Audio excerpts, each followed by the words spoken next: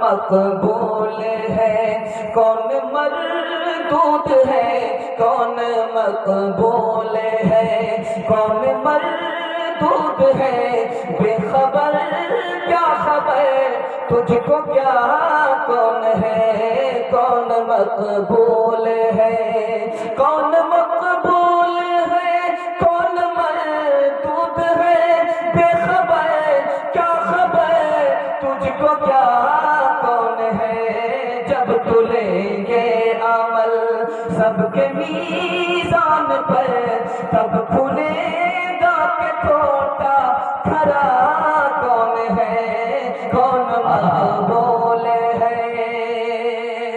بہت خوبصورت پیغام تیزی کے ساتھ لا رہا ہوں، دل خوش کر دیا آپ نے، میزبانی کا حق ادا کر دیا۔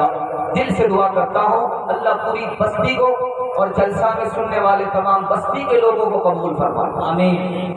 دھیان سے سنیے گا، موت جس وقت آتی ہے اس وقت انسان کی کیا حالت ہوتی ہے، بہت خطرناک حالت ہوتی ہے۔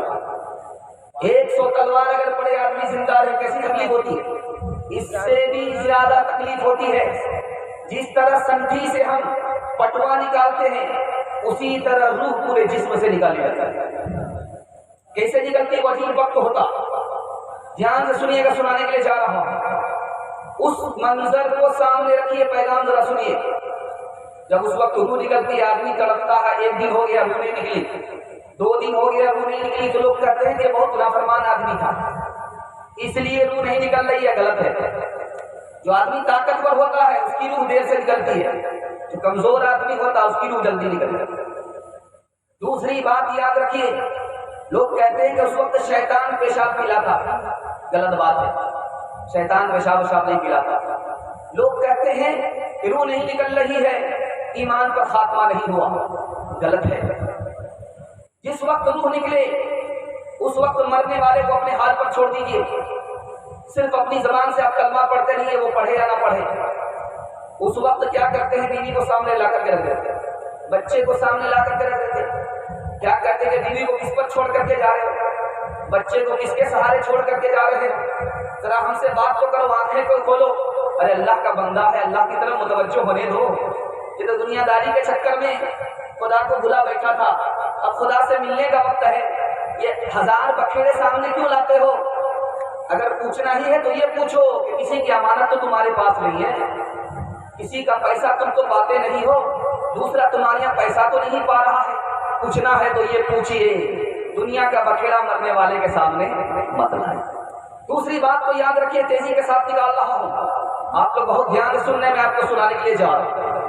اگر آپ ناپاک آدمی ہیں، بدن آپ کا ناپاک ہے تو مردہ کو غسل نہیں دینا ہے۔ اگر ناپاک آدمی مردہ کو غسل دیتا ہے تو گناہ ہوگا۔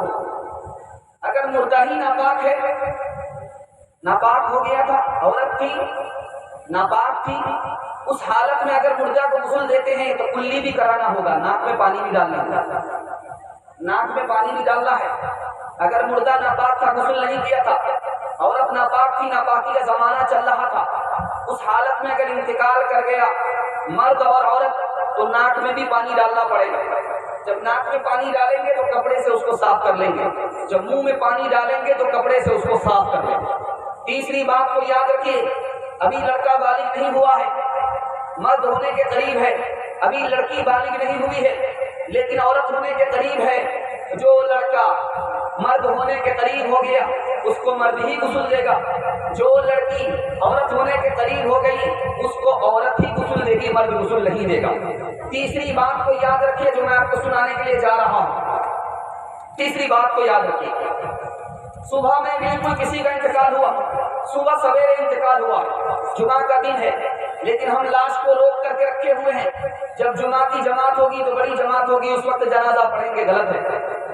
رشتہ دار دلی سے آ رہا ہے، اس کے آنے کا انتظار کرتے ہیں، زیادہ دیر ہو رہی ہے، غلط ہے۔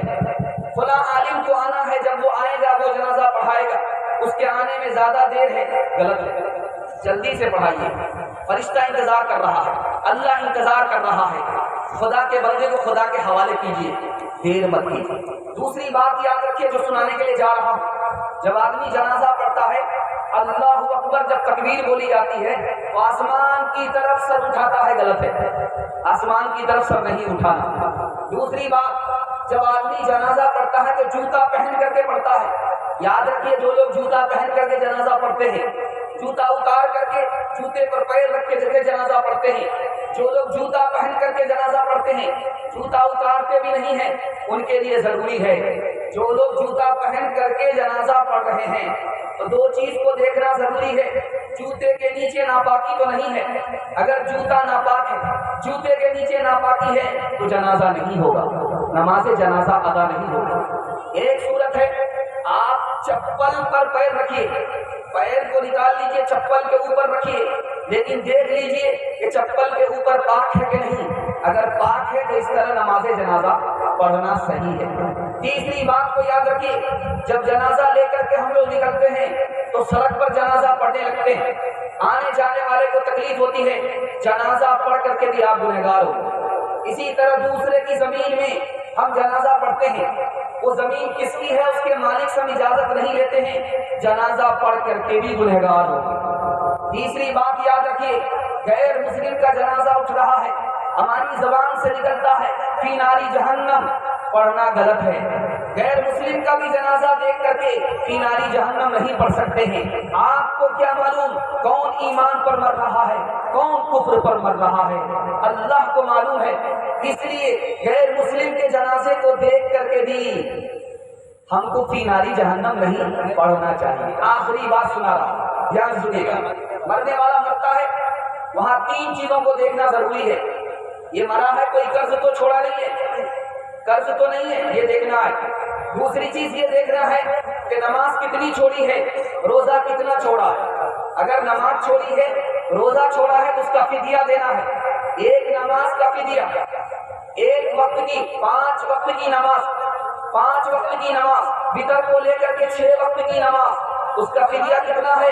2 کلو لانا، 2 کلو گیہوں کی قیمت، ایک روزہ کا فدیہ 2 کلو گیہوں کی قیمت آپ کو ادا کرنا ہے۔